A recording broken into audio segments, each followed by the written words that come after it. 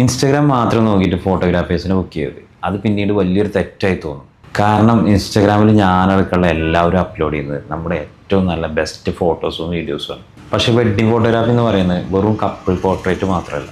നിങ്ങളെ വെഡ്ഡിങ് ഡേയിൽ നിങ്ങളുടെയും അതേപോലെ നിങ്ങളോടൊപ്പം നിൽക്കുന്ന നിങ്ങളെ പ്രിയപ്പെട്ട ഓരോരുത്തരുടെയും ചിരിയും കരച്ചിലും സന്തോഷവും എല്ലാം അടങ്ങിയ ചെറിയ ചെറിയ നിമിഷങ്ങൾ ക്യാപ്ചർ ചെയ്യുന്ന ആൾക്കാരായിരിക്കും നിങ്ങളുടെ ഫോട്ടോഗ്രാഫർ. അത് മാത്രമായിരുന്നു ഒരു ഫോട്ടോഗ്രാഫറെ ചൂസ് ചെയ്യാനുള്ള കാരണം.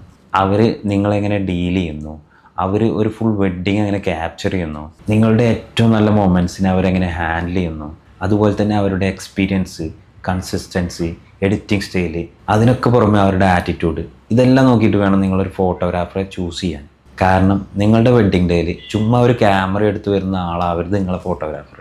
നിങ്ങളുടെ ജീവിതത്തിലെ ഏറ്റവും നല്ല മൊമെൻറ്റ്സിനെ എത്ര വർഷം കഴിഞ്ഞാലും മറക്കാതിരിക്കാൻ വേണ്ടി ഡോക്യുമെൻ്റ് ചെയ്യുന്ന ഒരാളായിരിക്കണം നിങ്ങളുടെ ഫോട്ടോഗ്രാഫർ.